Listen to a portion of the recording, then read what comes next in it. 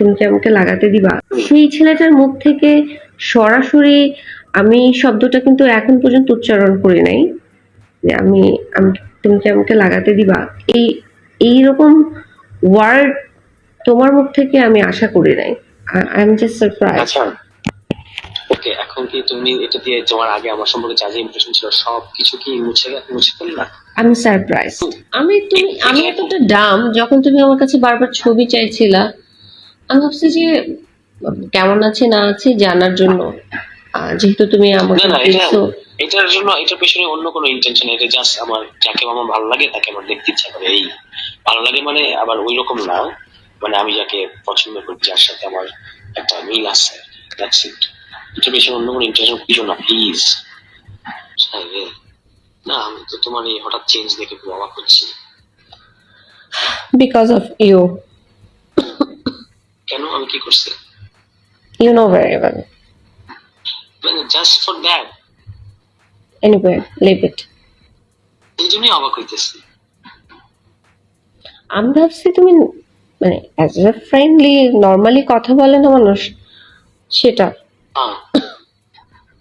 আমি এটা ভাবি নাই। আচ্ছা আমি তো এটার জন্য তো ইন্ট্রো করেছি তো আমার কথাটা বাবা। আমি তোমার ইন্টেনশনটা এরকম ইন্টেনশন যদি জানতাম, আই নেভার কল ইউ। মানে ইন্টেনশন, এটা কোনো ইন্টেন্ট যেভাবে তুমি বলতেছো এরকম নাথিং লাইক দ্যাট। এটা just it's a momentary emotion, যেটার জন্য আমি নিজে লজ্জিত এবং যেটা আমি উইথড্র করছি।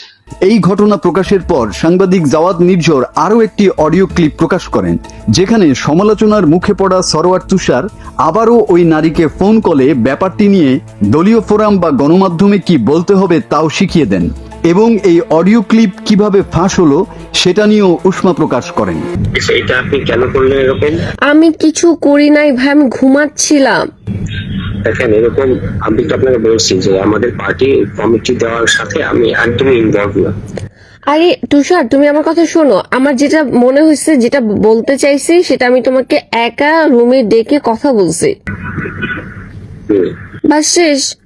তাহলে এখন আচ্ছা এখন যে এটা আমার নামে চড় হতেছে, আমি জানি না, আমি জানি না ভাই। আমাকে জাস্ট তুমি আমাকে পাঠাইছো, আমাকে ফয়সাল ফোন দিচ্ছে, তো আমি ফোনে ঘুম ভাঙছে এন্ড দেন আমি লিঙ্কটা শুনলাম। তাহলে আপনার এটা ক্লিয়ার করা উচিত না আপনার জায়গা থেকে? আমার জায়গা থেকে আমি কি করছি এখন? আমি বলো আমাকে কি করতে হবে, কোথায় কি করতে হবে, আমি জানি না তো। আপনি একটা ফেসবুকে কথা যেটা লিখতে পারেন। কি লিখবো বলো? এই ফোন কলে মানে আমার দিক থেকে এরকম কোনো অভিযোগ নাই যেটার কথা বলা হচ্ছে, যৌন হয়রানি। আরেকটা হলো যে এই ফোন কলটা খুব উদ্দেশ্য প্রণীত ভাবে মানে কাটছাট করে ছাড়া হয়েছে। আরেকটা হলো যে এটা কার কাছে গেল কিভাবে? I don't know. আমি নির্ঝর নাকি এনাকে আমি চিনি না। আপনি এই প্রশ্ন করবেন যে এটা তার কাছে গেল কিভাবে? এটা তো আমার তো প্রাইভেসি নষ্ট হয়েছে, মানে উভয় প্রাইভেসি নষ্ট হয়েছে। আপনি এই প্রশ্নটা করলে এই কথাগুলো তুললে আমার মানে আমি হয়ে যাই, বুঝছেন? আমি সেভ হই। এবং এটা আপনার তো দেখেন আমি পলিটিক্সে ভালো করতেছি, এখন এটা বুঝুনি তো অনেকের অনেক তৈরি হয়েছে এবং এটা পরিষ্কার ভাবে উত্তরপাড়া থেকে করা হয়েছে কাজটা। কে করছে? আপনি আমার ধারণা এটা উত্তরপাড়া মানে ডিজিএফআই ডাইরেক্টলি কারো দিক থেকে করা হয়েছে, নাহলে এটা ওর কাছে যাবে কিভাবে? সরোয়ার তুষারের বিরুদ্ধে যৌন হয়রানির অভিযোগ এটাই প্রথম নয়। 2021 সালের জানুয়ারিতে রাষ্ট্রচিন্তার অন্যতম সংগঠক সরোয়ার তুষারের বিষয়ে বিথি সপ্তর্ষি নামে এক নারীর অভিযোগের ভিত্তিতে সংগঠনটি একটি স্বাধীন ও নিরপেক্ষ তদন্ত কমিটি গঠন করে। জাহাঙ্গীরনগর বিশ্ববিদ্যালয়ের শিক্ষক মির্জা তসলিমকে আহ্বায়ক করে আলোকচিত্রী শহীদুল আলম, ঢাকা বিশ্ববিদ্যালয়ের শিক্ষক সামিনা লুৎফা, আইনজীবী জ্যোতির্ময় বড়ুয়া, সাদিয়া আরমান এবং গবেষক দিলশানা পারুলের সমন্বয়ে গঠিত 5 সদস্যের কমিটি একটি পূর্ণাঙ্গ প্রতিবেদন দাখিল করে। সেই অভিযোগটির এখনো নিষ্পত্তি হয়নি বলে জানিয়েছেন মানবাধিকার কর্মী ডক্টর শহীদুল আলম।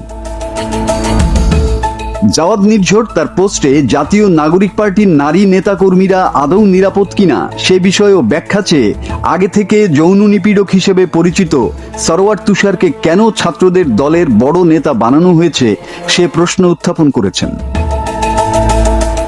অডিও ক্লিপের কণ্ঠ নিশ্চিতভাবেই সরোয়ার তুষারের কিনা তার সত্যতা নিশ্চিত করা সম্ভব হয়নি। তবে দ্বিতীয় কথোপকথনে সরোয়ার তুষার নিজের রাজনৈতিক ক্যারিয়ার এবং বিভিন্ন ব্যক্তির নাম উল্লেখ করেন যারা এনসিপির রাজনীতির সঙ্গে যুক্ত। একই সঙ্গে অডিও ক্লিপ ফাঁসের জন্য গোয়েন্দা সংস্থাকে দায়ী করেন।